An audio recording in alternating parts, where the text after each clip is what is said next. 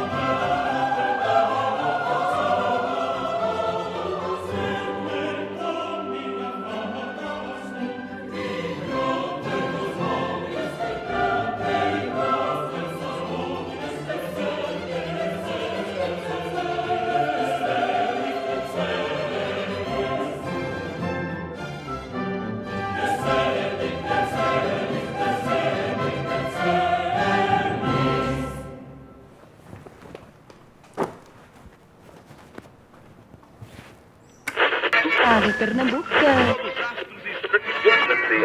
Estamos de volta com o programa Horas da Tarde aqui na Ceará Rádio Clube. Ouviremos agora o chorinho Noite de São João, da célebre pianista Maria de Lourdes Gondim.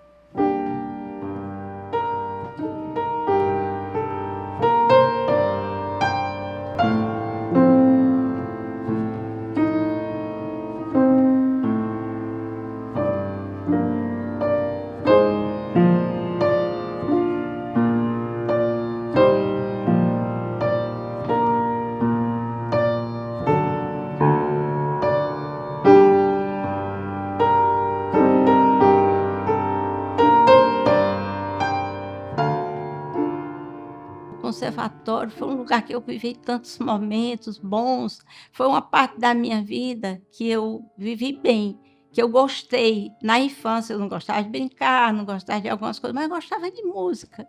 E eu tive a oportunidade de conhecer a instituição, que era referência, porque o Conservatório de Música Alberto Nepomuceno era a referência que a gente tinha aqui no Ceará.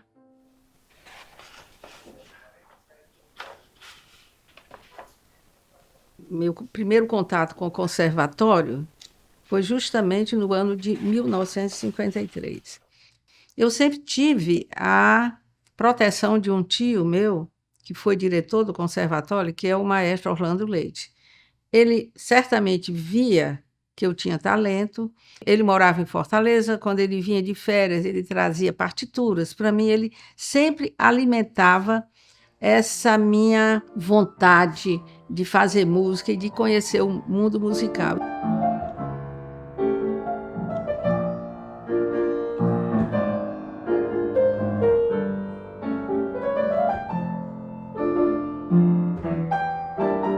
Desde que eu era criança, né, que eu já estudava com a dona Mozarina, o conservatório era tido assim como uma escola excelente. E para você dizer que sabia música, você tinha que estudar no conservatório.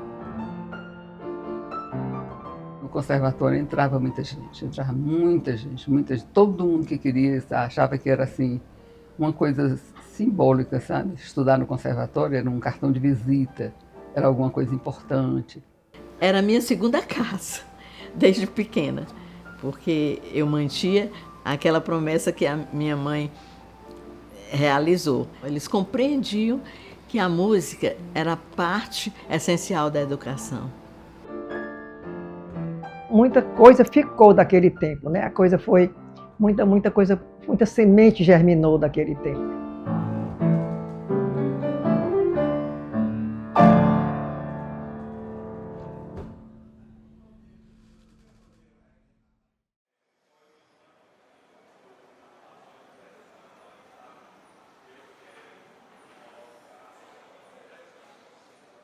Eu sou professora da UES. Eu queria conhecer sobre a música no Ceará. Meu foco de pesquisa é a história da música no Ceará. Eu venho, né, trazendo com recortes desde o século XIX.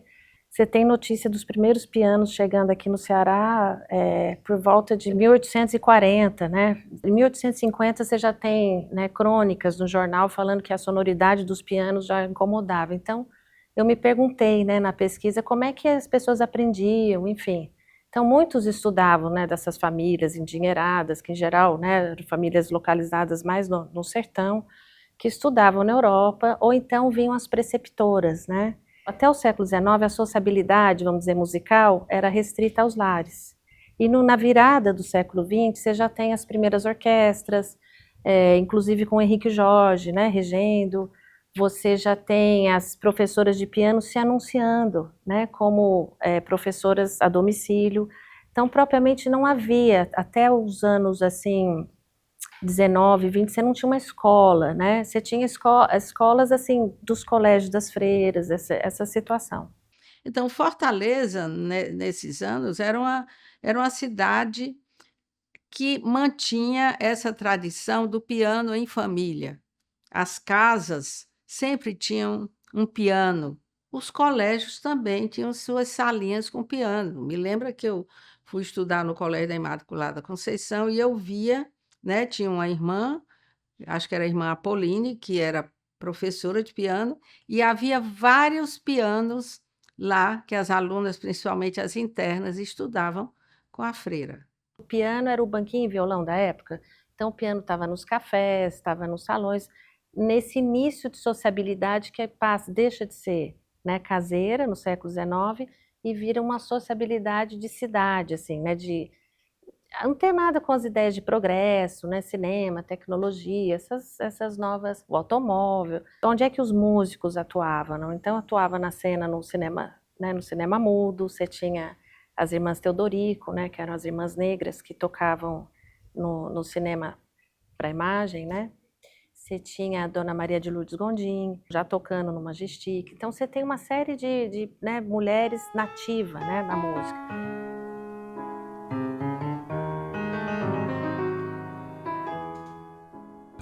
Bom, Linda Maria de Ponce Gondim, né?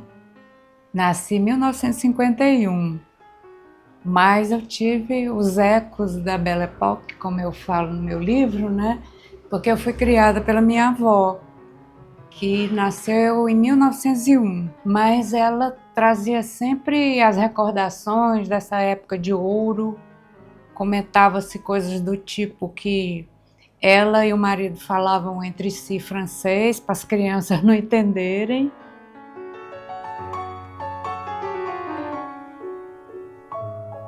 A Dona Maria de Lourdes Gondim, que foi uma grande professora e que foi uma figura inovadora, não só no ensino, mas também na presença dela no rádio como pianista, e a certa altura ela levou 3 filhas que tinham vozes muito lindas e que cantavam na rádio Ceará Rádio Clube, que eram chamadas as 3 Marias. Basta o castigo que vens dando,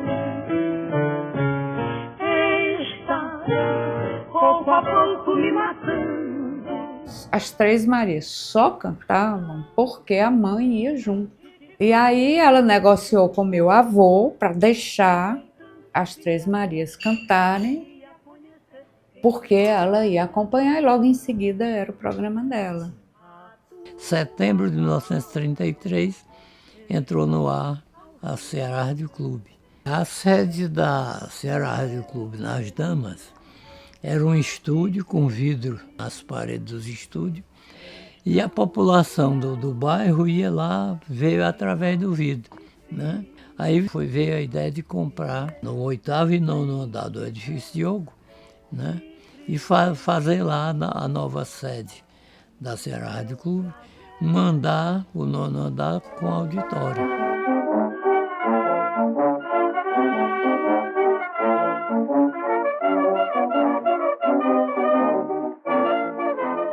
Então, Dona Maria de Lourdes, compositora, ultrapassou esse lado assim do campo da música erudita e atingiu o rádio, o que se tornou assim um fenômeno para a época. Uma mulher de classe média, mulher,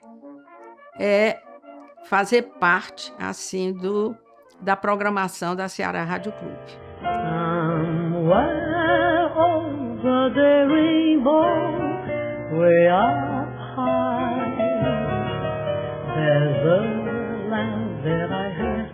Havia uma penetração internacional. As canções francesas, as músicas de filme americano, né? Os boleros. Tudo isso se escutava na rádio também. O papel da rádio era muito interessante, né? Nesse período é importante a gente destacar que ainda estava muito atuante, né, o Henrique Jorge, que inclusive é outra figura extraordinária da história da música cearense que a gente sabe pouco. Julho de 1919, que ele criou uma escola de música, né? Esse tem registro, né? Que posteriormente, em 38, com aquelas figuras que também tem registro, transforma e vira, que é essa casa, Conservatório de Música Alberto Nepomuceno, mas aí já é 38, né? Ele fundou aqui a orquestra, uma orquestra sinfônica, né? Existia a Sociedade Musical Henrique Jorge, que era uma homenagem a ele, mas da qual ele fazia parte, né? Então os principais músicos daqui de Fortaleza se reuniam sob a égide da sociedade, né? Não havia uma separação aqui em Fortaleza entre a música erudita e a música popular. Os músicos que tocavam no cinema vão ser os professores desse primeiro conservatório, que era a Escola de Música Henrique Jorge.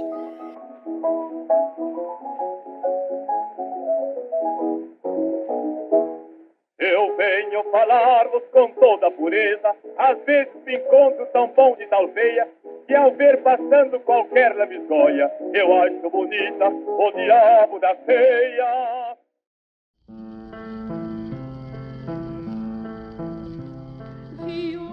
Bom, o conservatório ele foi fundado na década de 30, eu acho que 1938, por um grupo, né, de professoras de piano e um grande animador cultural, que era também um compositor empírico, que era o Paurilo Barroso.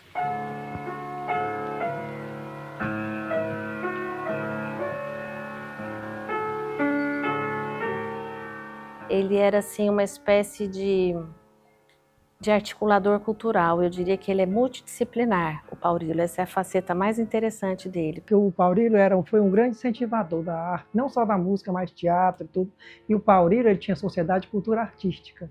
A sociedade é fundada em 27 de novembro de 35, inclusive eu tenho um documento, né? Dentre esse papel a gente vê como o Paurilo ele era a cabeça, porque ele tem o cargo de diretor técnico. Ele tinha a responsabilidade de decidir praticamente sozinho, né, sobre quem viria, os concertos que teriam, o que seria feito, para onde deveriam ir os recursos e tal. Os outros eram sócios assim, né, o presidente, o secretário, parará, mas quem decidia era o próprio Paurilo. Nós tínhamos a presença do Paurilo Barroso, que criou uma sociedade de concertos para atrair o pessoal de classe média alta, o pessoal de poder aquisitivo melhor, para ir aos concertos. Uma atividade intensa, né? Um orçamento intenso voltado para a produção desses concertos. papão feio, que o menino é muito meu, vai à noite em mais de meio, ainda não adormeceu.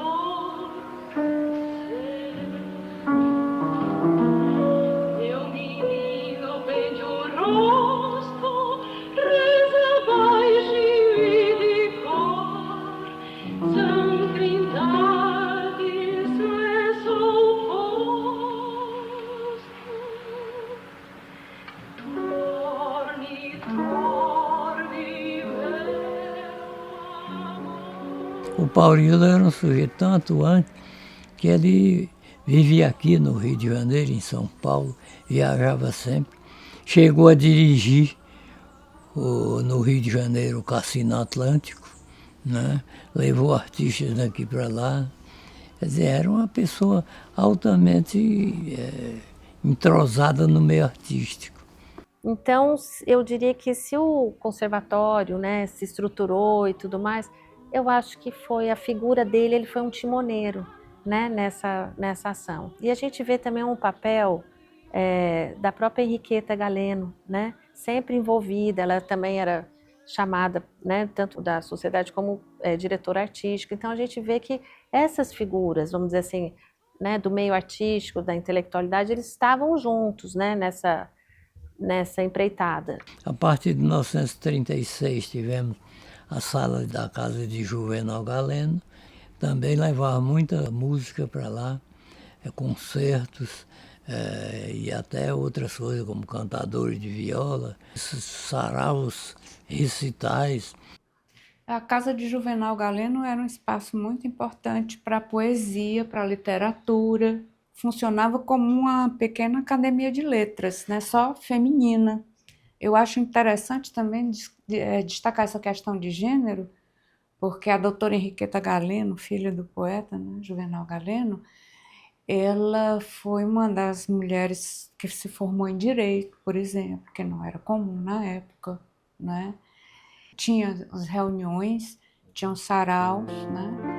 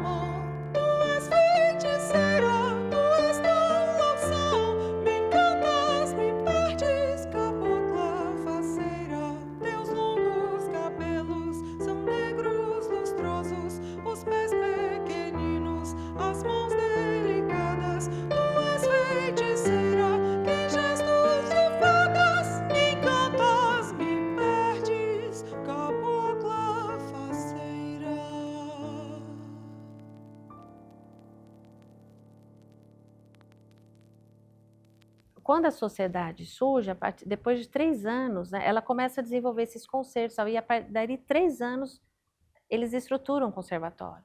E, inclusive, o conservatório, ele nasce na casa do Paurilo, né? O Paurilo morava no conservatório, né? O conservatório funcionava no andar e o Paurilo habitava em outro.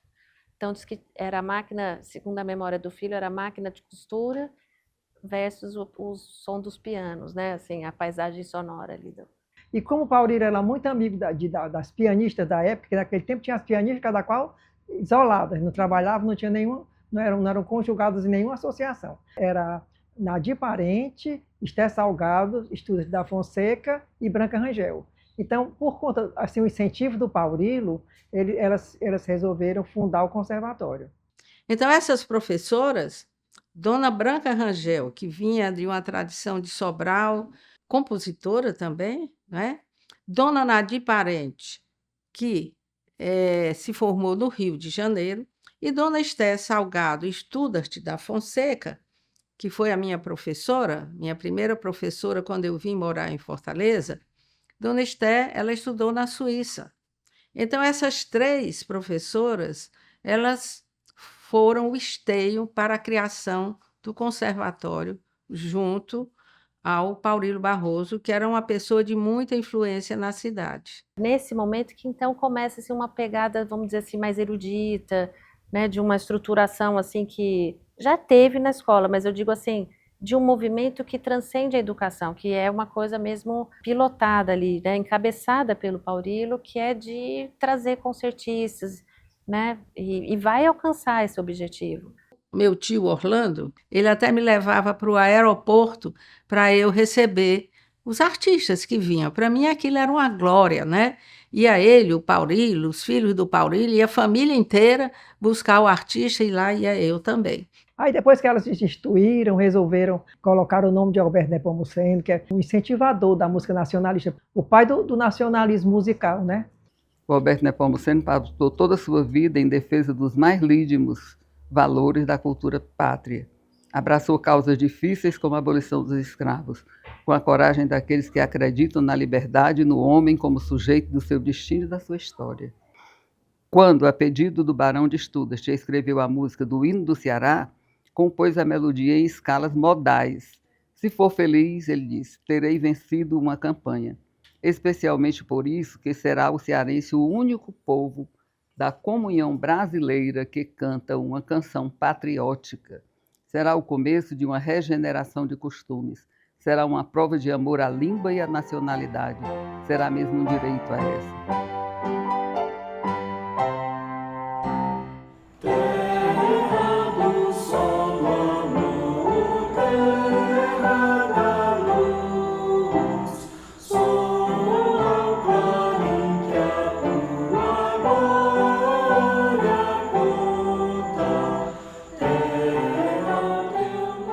O instrumento principal era o piano, né?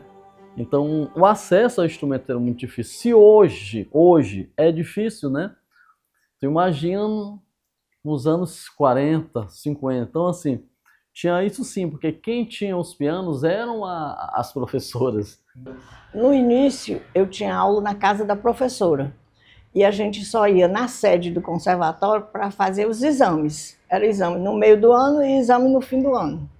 Então, a gente ia para a casa das professoras e elas lá tinham sua biblioteca, seus livros. Dona Esther era uma pessoa assim, muito generosa e dedicada com os alunos. Então, a gente tinha acesso à biblioteca dela de partituras e de livros, e ela tinha sempre o cuidado também, que ela tinha uma eletrola e ela botava os discos para a gente ouvir aquelas peças que a gente ia estudar, ou que estava estudando, né? Ela era muito preocupada com a boa técnica, com a boa interpretação. A minha primeira professora foi a Dona Edni Almeida, eu estudava na casa dela. Eu cheguei lá no conservatório pela mão da professora. Eu ia a pé. Eu não precisava. Naquela época, a gente tinha pouco transporte, né? Assim, eu achava tão perto, eu achava tão bom que eu ia.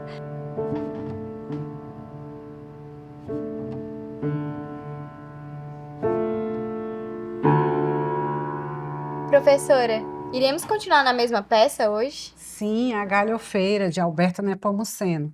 Vamos no andamento mais leve e conforme nós vamos aumentando. Vamos lá.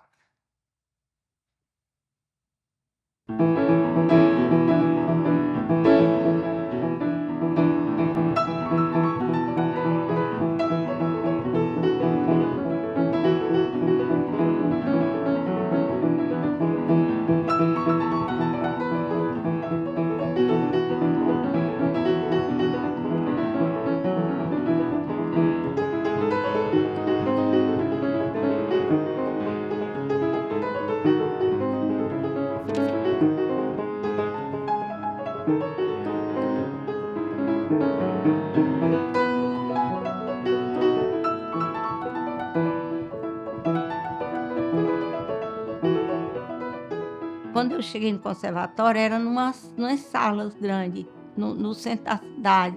Quando eu cheguei, estava o que eu vi? Eu vi o maestro, Orlando Leite, as professoras, porque era uma bancada para exame, né? E eu, pequenininha, lá me encolhi no canto e fiquei assistindo. Aí me encantei. A minha memória do conservatório é na Avenida do Imperador. Era um local de esquina, que embaixo era uma garagem de ônibus e em cima era um vão assim muito grande, aonde aconteciam as aulas coletivas, porque as professoras, que na sua maioria eram professoras de piano, davam aula em suas casas. E as aulas coletivas de teoria, solfejo e de coral eram dadas no prédio do conservatório. O conservatório se mudou, foi para ali onde, na Faculdade de Direito, tem uma praça, uma ruazinha que saía na rua 24 de Maio, né? Numa vila que tem lá dos Leite Barbosa. A casa que pertenceu ao Dr. Lauro Chaves, né? Que era casado com uma das filhas da família Leite Barbosa. A vila era bangalôs. Tinha a casa do barão e da família, e ele construiu para os filhos vários bangalôs. A Dona Branca, ela morava na 24 de Maio, nos fundos da vila, porque a vila General Sampaio, 24 de Maio, aí a Dona Branca morava ali. Esse foi muito importante para mim, porque lá foi quando eu comecei mesmo a desenvolver a música e foi onde eu aprendi muito. Eu gostava de ir para lá, né? Mesmo quando não tinha nada de aula para mim, eu falava para minha mãe que ia para lá, eu ia para lá. Eu queria ir para lá. O ambiente musical, os instrumentos, os professores. E naquela época, Orlando era presente, Orlando Leite, o maestro, estava lá sempre. E depois ele se transferiu, foi para uma casa em frente ao liceu, né? Bem de frente ao liceu, olhando na praça de frente ao liceu. Para uma casa muito boa e muito bonita, da família do Dr. Pedro Sampaio, que acolheu o conservatório e com todos os seus cursos, e daí o professor Orlando, ele conseguiu, com o apoio da UFC, ele conseguiu trazer também outros instrumentistas para cá, daí que ele chamou o Moacir Del Picchia, que era um violinista. Tivemos também o Irã Lage, que estudou violoncelo. Ele queria formar um grupo de câmara, né? E incentivou também a iniciação musical das crianças. A dona Edine, a professora de piano, promovia, assim, a gente tinha as provas, né? Porque nós tínhamos que prestar conta do repertório, de tudo aquilo. Que cada semestre você preparava um repertório, tinha uma banca examinadora de professores, geralmente de pianistas, e a gente cumpria essa determinação. Os exames são tipo uma apresentação. Tem plateia, você está fazendo o exame ali, né? Tem a banca examinadora e você vai se acostumando a tocar para a plateia, no meio do ano e no fim do ano.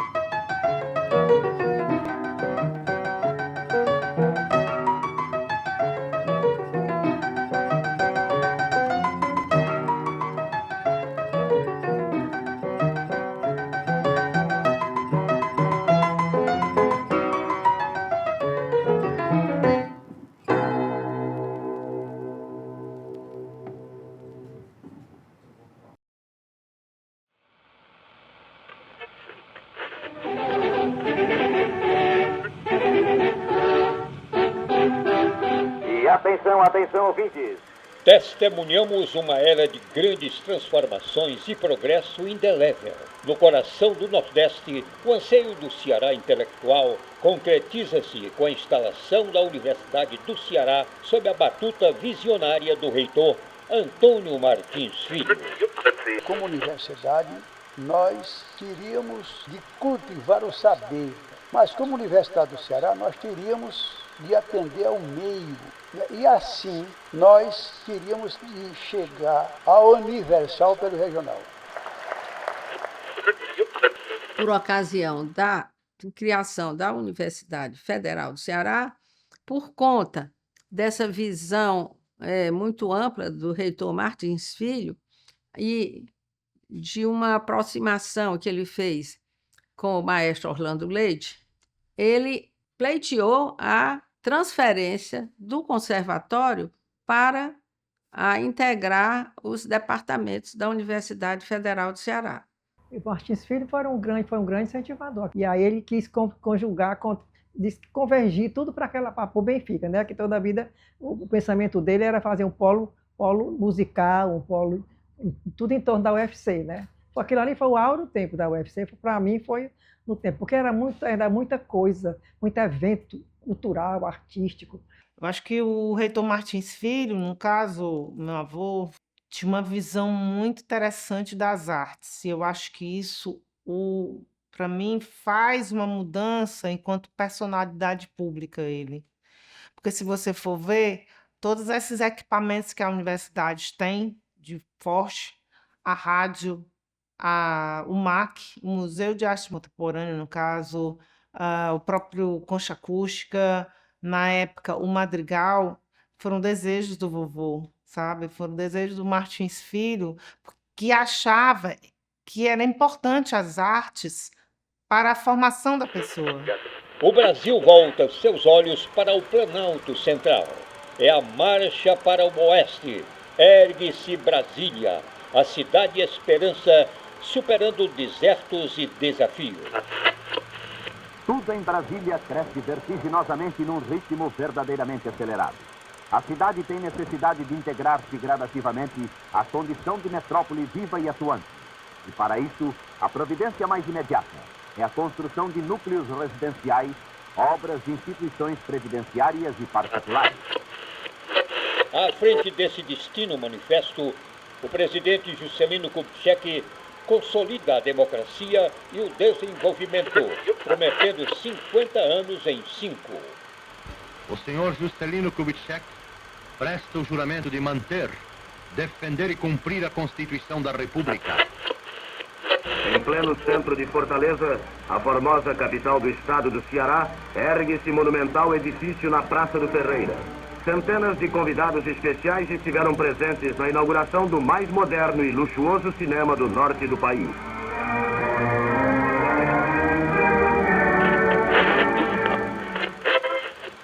Solenemente inaugurado na noite do dia 3 de outubro, com a presença do presidente da República, o auditório Martins Filho ergue-se majestosamente em terrenos da reitoria, em linhas modernas e arrojadas, num atestado inequívoco do espírito de realização da atual administração universitária do Ceará.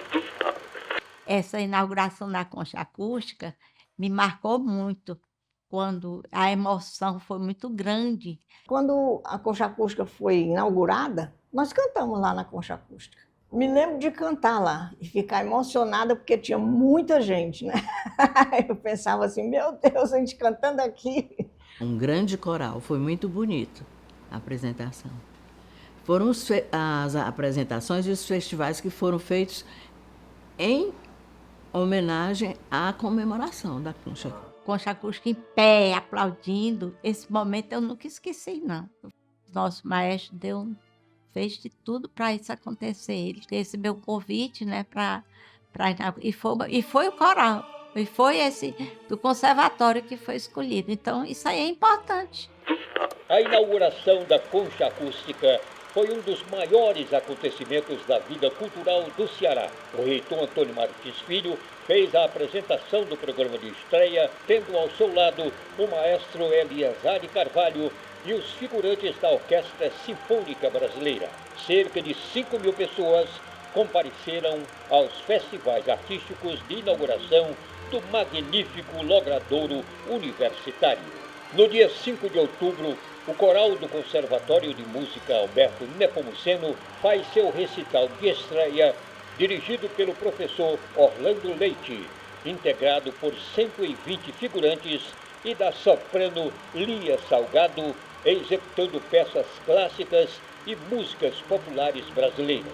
o que emprestou à noitada artística um aspecto de graça e encanto. Na década de 60, o conservatório ele tem esse marco, né, nessa gestão, abraçado pelo Martins Filho, né, pela universidade e junto com Orlando Leite, que vai ser um marco, né, da profissionalização da música. Orlando Leite esteve à frente de quase todos os movimentos musicais, participou até da Valsa Proibida, né, na segunda apresentação. Ele era o cantor, né, porque ele era cantor, fez parte do Quarteto Pro Arte, era maestro, era músico, era compositor.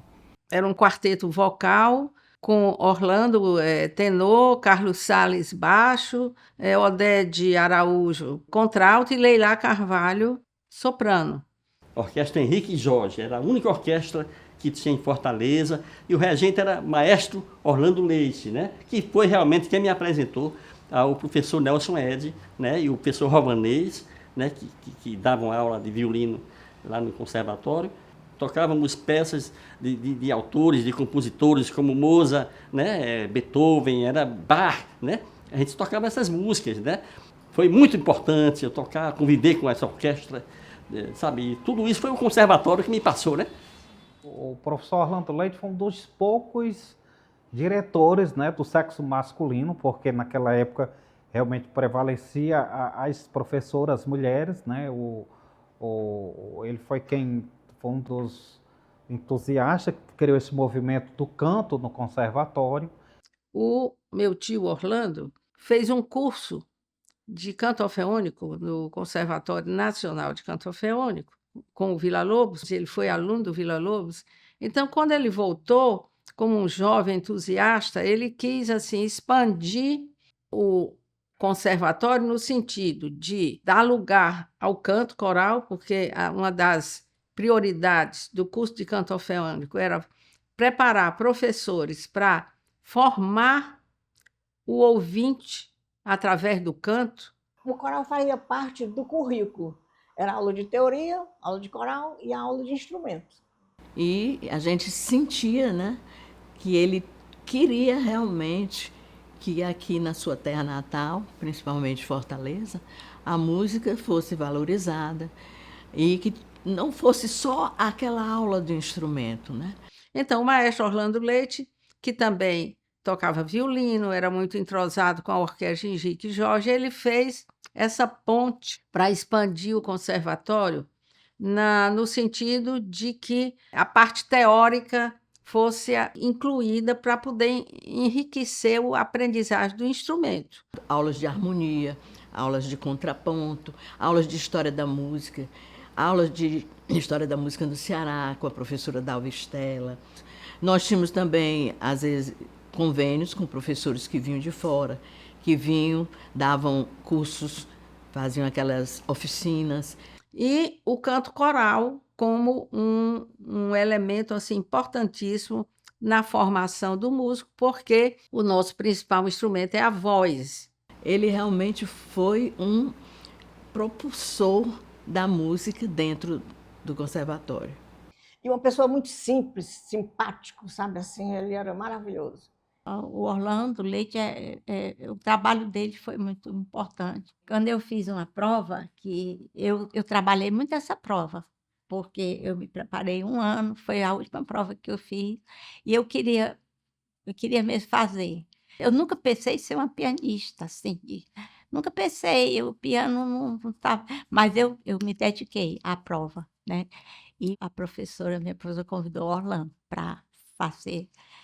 Tanto que só ele ali naquela sala, para mim, era tudo, né? Porque eu comecei o conservatório com a presença dele, o maestro. Então, isso para mim era importante. Eu olhava para ele e me emocionava. Pra você ter uma ideia de quanto eu amo a arte, quanto eu acho importante.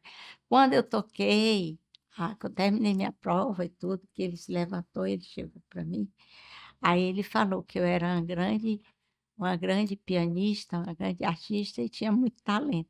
Ele germinou muitos talentos, por exemplo. Muita gente que depois passou a ser da área de música conheceu o Orlando Leite. Onde o Orlando Leite passava, ele fazia um coral.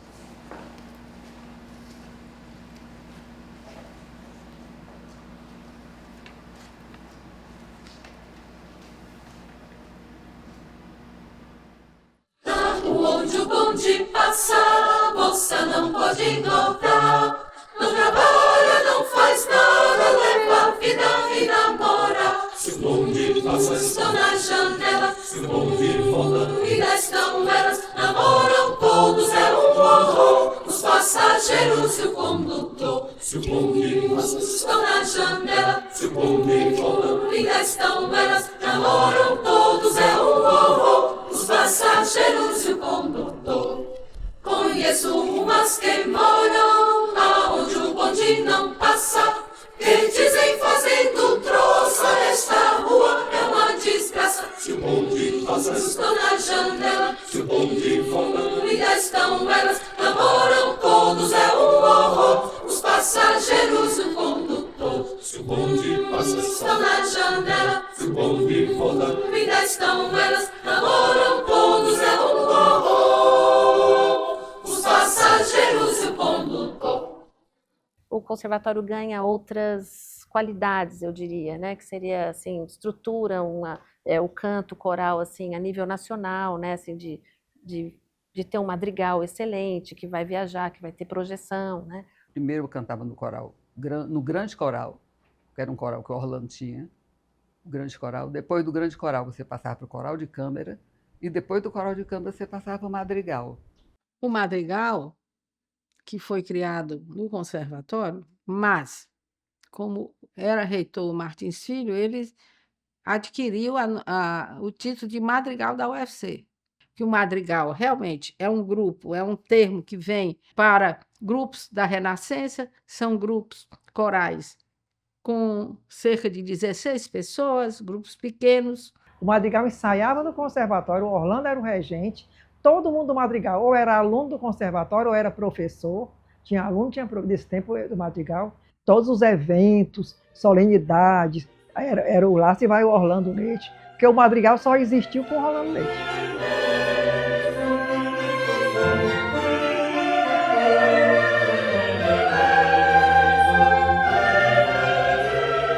O madrigal da UFC tornou-se a voz do Ceará, um coro que fincou raízes e desbravou fronteiras.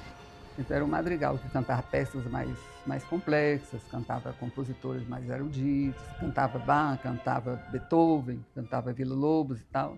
E nós expandimos a atividade musical através do madrigal para fora do estado.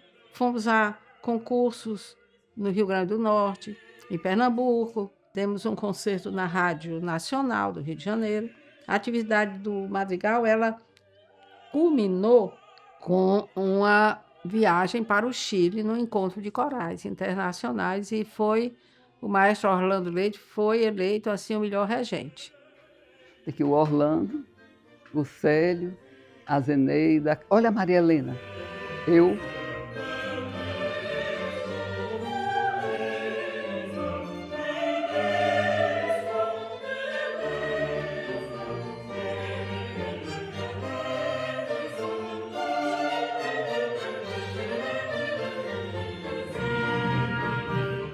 Então, isso daí foi assim um momento muito bonito na cultura musical brasileira.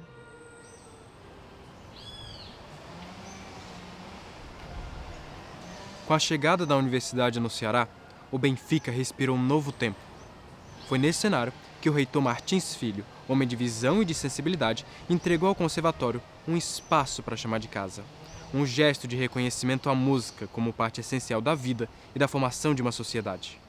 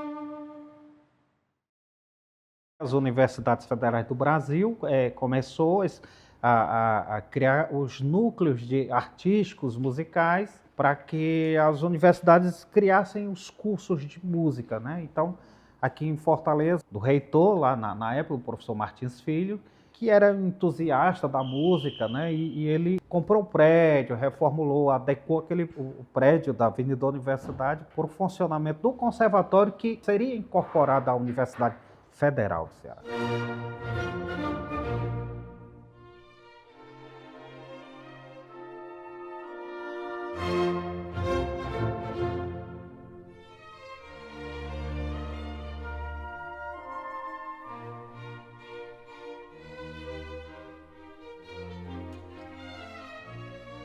Ele, quando trouxe o conservatório para juntar a universidade, ele de fato queria que essa escola, né, ela fosse uma formadora para o curso superior.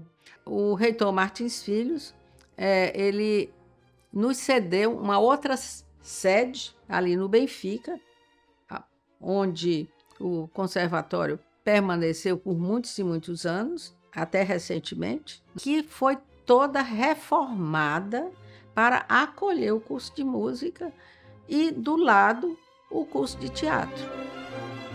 Era o colégio das Irmãs Ferreira ali, né? Quando o colégio fechou, a casa ficou servindo ao conservatório, para ali mudou-se. E ficou muitos anos ali. Era um local onde se vivia música. Lá na Avenida da Universidade, eu morei bem pertinho e eu dava aula. Tá? Nesse período eu dei muita aula, mas é porque era quarteirão para minha casa. Tá? Com a vinda para o Benfica, com a criação do curso de arte dramática, com o desenvolvimento da Universidade Federal, então ela era um ponto de encontro da juventude.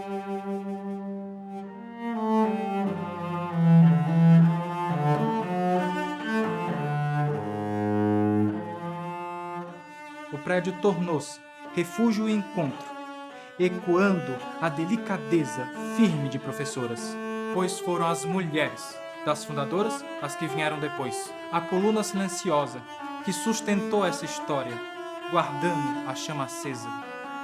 O Conservatório do Benfica não foi apenas sede, foi lá, foi chão fértil, onde então a paixão pela arte cresceu e se espalhou.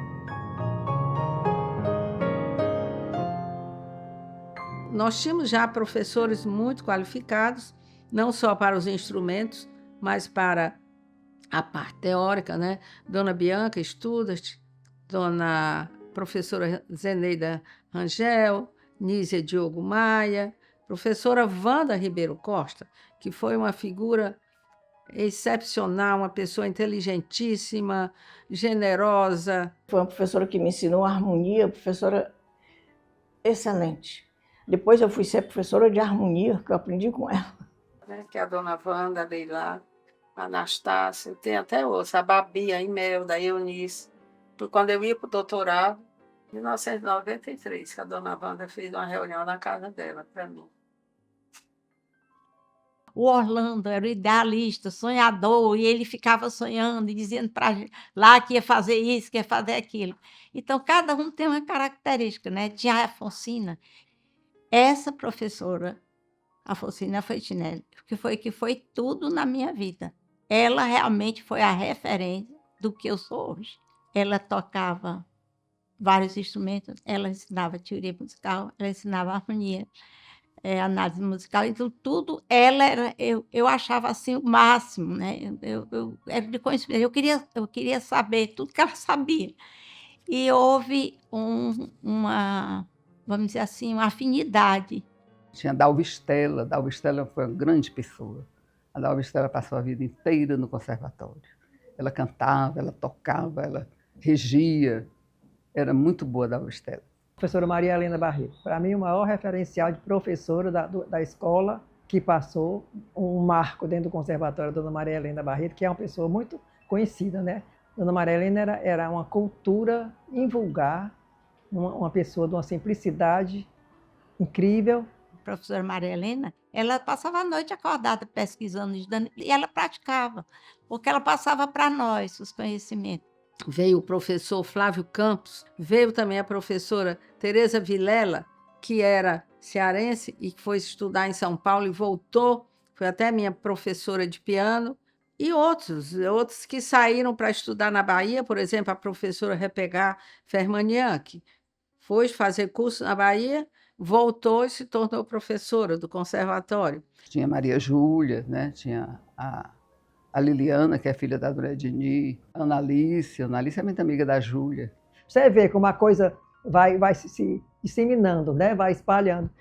Olha, a Leila Carvalho e o professor Orlando Leite. Isso deve ter sido nos anos 50, né? Ela teve uma responsabilidade grande na formação de vozes. Era preparadora vocal, professora de técnica vocal, tanto dos cursos de graduação da UES, quanto do curso de canto coral na UFC. Na formação do coral da UFC, ela teve um papel preponderante. Você tem aqui um legado de músicos muito importante para Fortaleza, para a formação de outras gerações. Algo assim que foi notável foi esse documento aqui da formatura da primeira turma de licenciatura em música no ano de 1971, que nós temos aqui os alunos e aqui os professores deles, né? Então aqui está o Colares, alguns já faleceram, como é a Núbia Brasileiro, está a Messia Pinto, está a Ana Maria Perdigão, e está a Doris, a Enaíse Mourão, a Célia Cortez, o Antônio Oliveira, a Amelinha, a freira Marianise, e aqui os professores, que era o professor Flávio Campos e a professora Dalva Estela, Afonsina Fontinelli, Dona Wanda Ribeiro Costa, Nízia Diogo Maia, todos esses já falecidos. Eu, que já era a terceira geração de professores do conservatório, e os professores também já falecidos, Luísa de Teodoro Vieira, que foi uma figura muito importante para a nossa formação cultural, porque ela abriu muitos horizontes para a gente ver a música e a cultura de uma maneira mais abrangente, mais contextualizada. Ela fez muito bem a minha geração, que teve o privilégio de ser aluna dela, e o maestro Orlando Leite, também já falecido.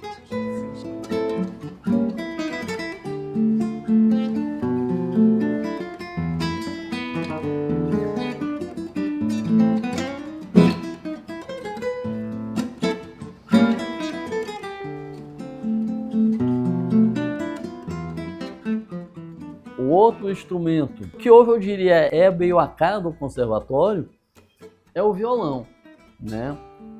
Que veio com o professor Zé Mário e se institucionalizou como instrumento, como cadeira, que foi onde foi feita toda a história do violão na academia. Foi partindo exatamente do professor Zé Mário dentro do conservatório a partir dos anos 60.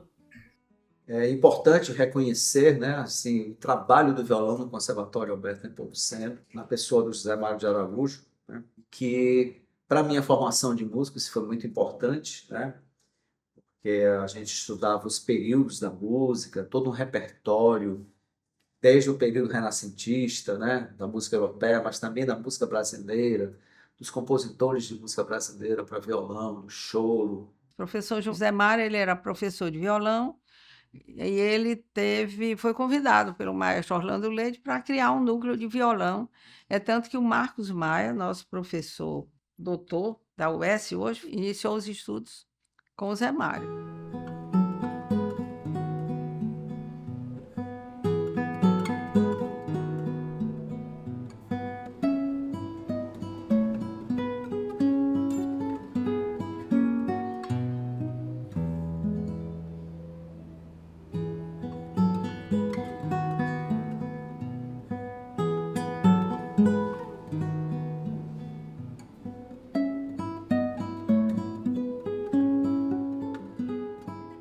O conservatório, para mim, foi um impulso impressionante, porque eu observava ali, né, grandes músicos, grandes maestros, né, cantores.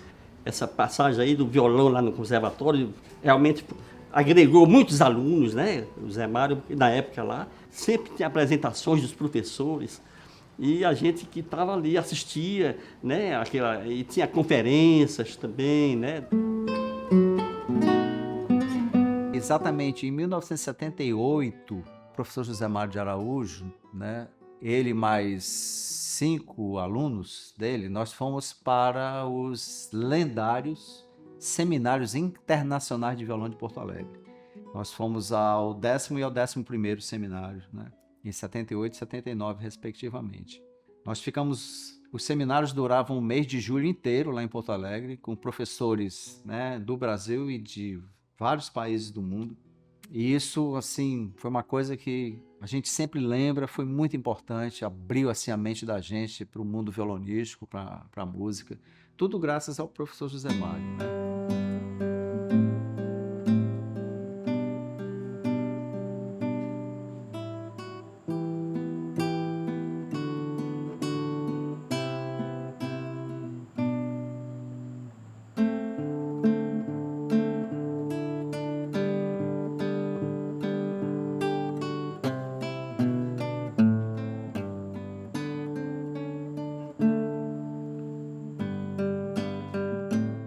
Então, nós já tínhamos um corpo docente bem significativo e foi quando se pleiteou, o professor Orlando pleiteou, junto ao Conselho Nacional de Educação, digamos, a oficialização dos cursos, o reconhecimento dos cursos do conservatório como curso de graduação. Então, inicialmente, nós tivemos reconhecidos, aprovados, em 1967, o curso de instrumento piano e de canto, e se pleiteou também o curso de licenciatura em música, né? Que é o antigo canto orfeônico, né?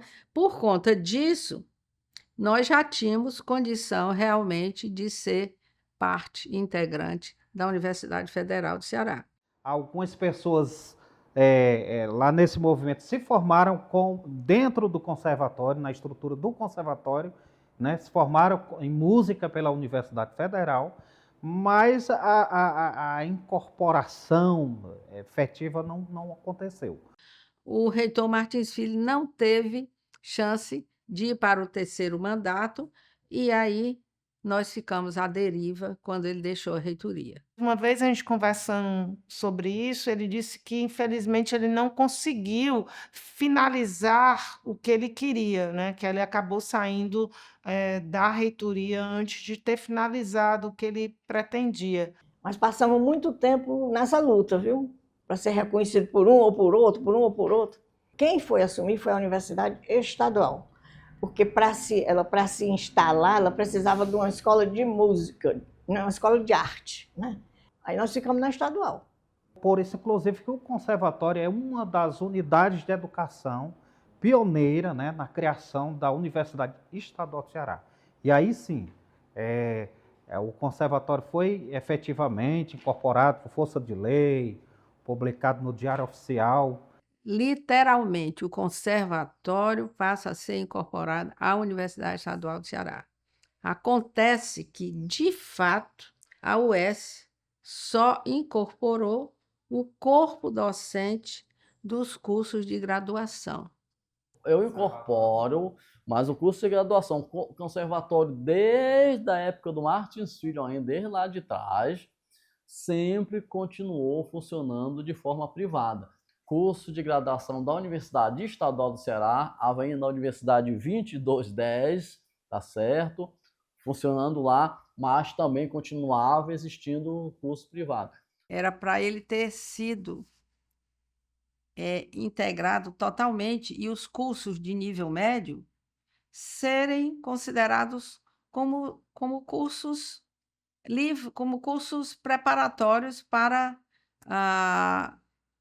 os de graduação, como ocorreu com a Universidade Federal da Bahia, que incorporou tudo. Foi o grande engodo que nunca ocorreu, por causa dessa mistura que não ficou definida, né, durante muitos anos. Ele acomodava ali o curso de música do conservatório, o curso superior de música da Universidade Estadual do Ceará, a minha licenciatura, eu fiz toda lá quando o curso era da UES, era no conservatório.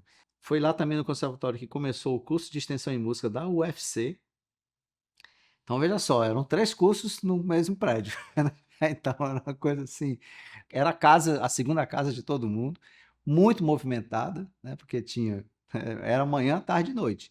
Por muito tempo a gente não sabia identificar o que era. A princípio, tudo pertencia ao conservatório, e aí chegou um determinado momento ali nos anos 90 que a gente começou a receber o mobiliário da UES, bebedouros. A gente já sabia quais funcionários eram pagos pela universidade, quais eram fruto do nosso seletista, né, tinha vínculo trabalhista com o conservatório. Em 94 é que eles foram transferidos para o Itaperi. Quando passou para o Itaperi, aí foi que, como se diz assim, se desmembrou. Porque o que era tudo junto, tudo conjugado, funcionava numa harmonia perfeita, aí separou.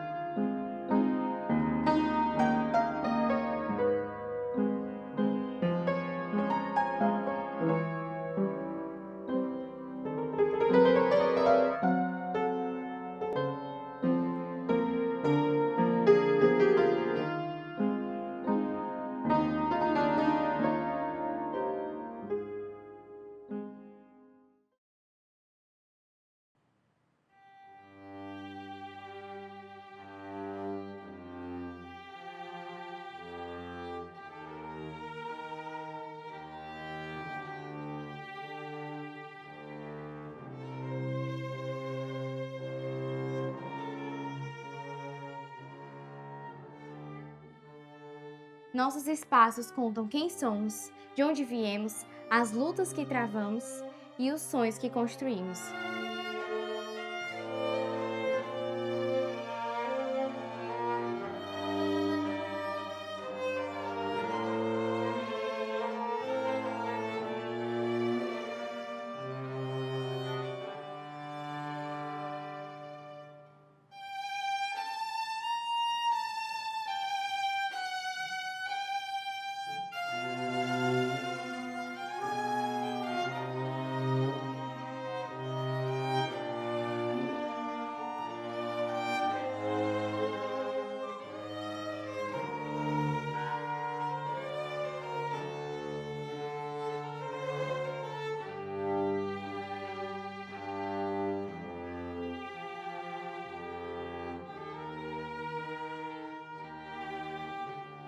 Fortaleza tem esse problema com manutenção das memórias, né? Então, assim, mais uma vez, Fortaleza perdeu, né? É muito triste assim o que foi ocorrendo e a postura das instituições, né? Até chegar ao ponto assim de o Conservatório de Música Alberto Nepomuceno perder a sua sede. O Conservatório de Música Alberto Nepomuceno fechou. Eu tomei um susto, eu tive um impacto. Na hora eu não entendia de como. Fechou como? Não, fechou. Então, aquilo me abalou, viu? Assim, foi uma coisa que eu fiquei muito impactada com aquilo. Houve um litígio entre o conservatório e a universidade, né, motivada o prédio, né? A gente foi despejado do imóvel que a gente fazia leitura que nos pertencia, que tinha sido doado para a gente na década de 60. Eu sofri muito quando nós tivemos que sair daqui. A maneira como o conservatório foi banido daquele prédio, foi jogado os pianos no meio da rua. Foi um verdadeiro desastre. Do jeito que a seca é um desastre, né? Para o Nordeste, principalmente, né? As cheias são um desastre para o Rio Grande do Sul. Então, do mesmo jeito que ele fez com o conservatório. Passou o cadeado, um determinado dia, a gente foi impedido. A gente, inclusive, foi impedido de tirar os nossos equipamentos, os nossos instrumentos, o nosso mobiliário, algumas coisas de uso pessoal das pessoas que tinham ficado no dia anterior. Nos fez buscar o imóvel. Hoje a gente trabalha com a locação, viemos por um imóvel menor. Isso daí era para, sabe, ter dado uma casa para o conservatório. É uma coisa que não dá, sabe, não passa. Eu sofri muito, se você perguntar ainda eu sinto, mas graças a Deus que nós estamos aqui, né? Só Deus sabe. O conservatório é a minha casa. Eu até me emociono por conta dessa dedicação que eu tenho ao conservatório, né? Eu devo tudo que eu tenho, que eu sou, eu criei minha filha, eu devo ao conservatório. Eu lamento muito, assim, porque eu digo muito, uma vez o pessoal estava me perguntando, o que é que você diz da situação do conservatório hoje? Eu digo, eu acho que o conservatório, eu comparo muito o conservatório com o Rio Jaguaribe, que tem um poema do Demócrito Hoffmann, que diz assim, morrendo e resistindo e morrendo, eu digo, é o conservatório. Passou por fases áureas e fases muito difíceis. O conservatório está passando pelo momento de bastante dificuldades e é assim, o chamado, eu não posso desistir dessa casa, que é a minha segunda casa. É uma pena que esse legado ele não tenha tido uma sustentação, não tenha sido prestigiado pelas instituições que o acolheram.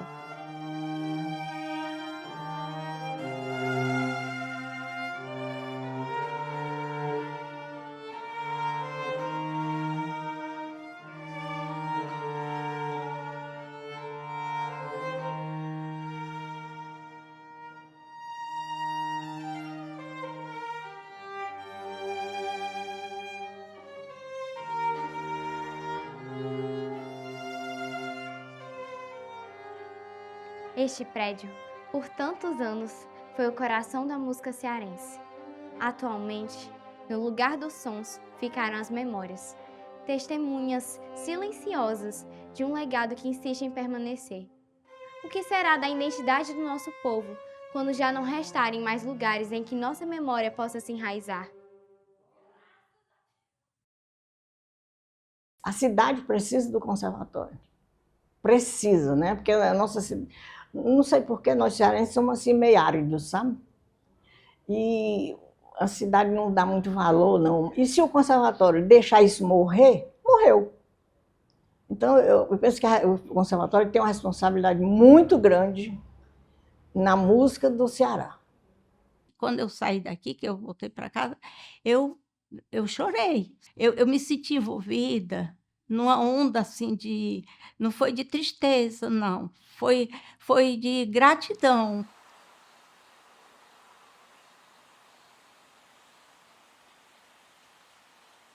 Um dia um cisne morrerá, por certo.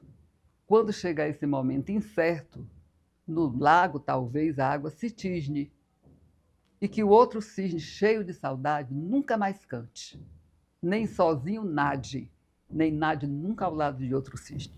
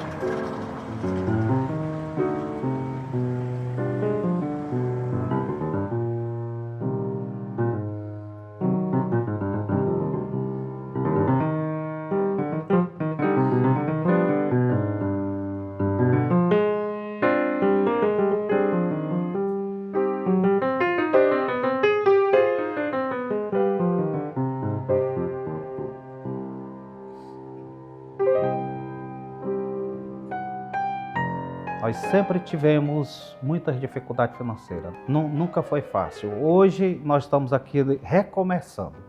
E eu acho que é o foco. É que o conservatório,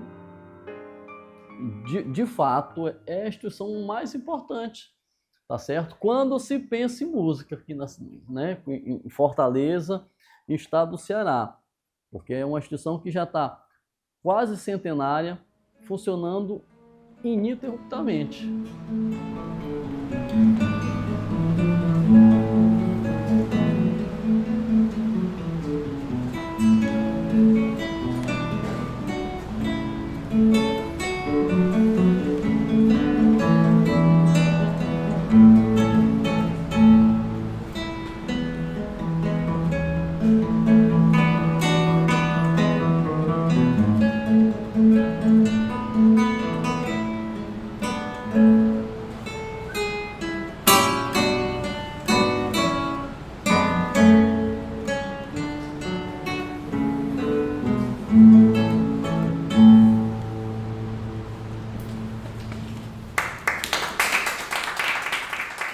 É um legado social mesmo, é um legado da educação musical no estado. Foi uma vivência, uma experiência que me deu muita base para me tornar, né, músico, né?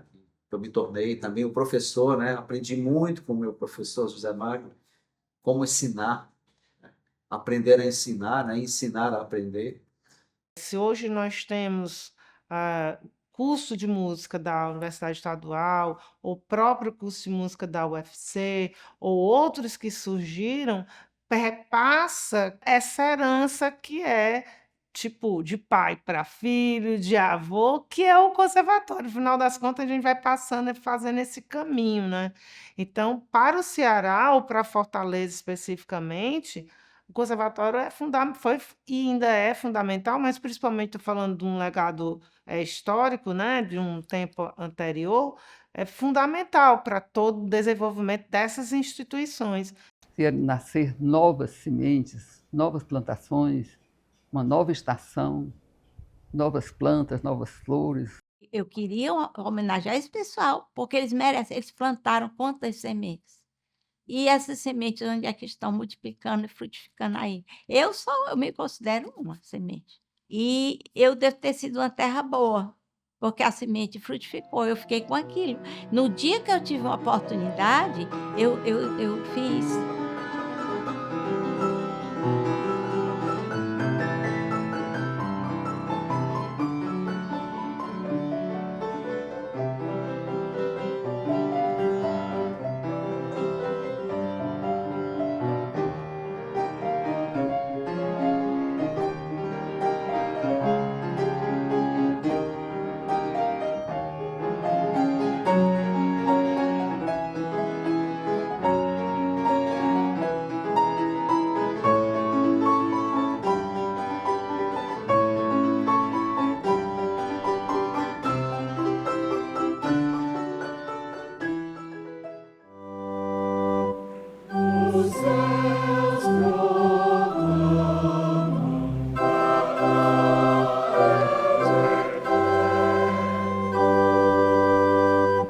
É com muita alegria que a gente realiza essa sessão solene em homenagem aos 87 anos do Conservatório de Música Alberto Nepomuceno.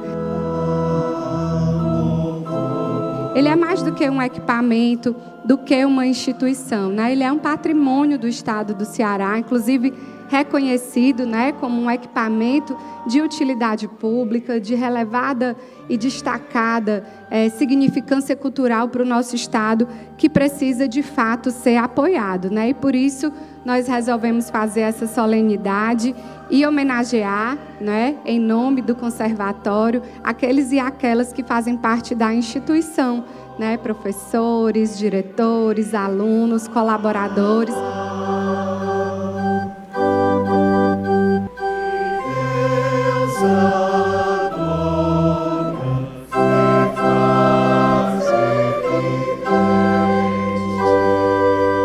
Acredito poder afirmar que considero, assim como eu, que a música é um modo de vida e um dos maiores prazeres da alma. Este modo de vida e este prazer nos foi proporcionado por esta nossa casa, que é o Conservatório, na qual tive a honra de atuar como professora e como diretora. Por tantas memoráveis vivências, considero que possuímos a melhor escola de música do estado do Ceará, formando músicos de elevado conhecimento e profundo sentimento artístico. Um sentimento que muito nos honra em ver agora compartilhado com a excelentíssima senhora deputada Larissa Gaspar, a quem agradecemos sinceramente pela homenagem. Muito obrigada.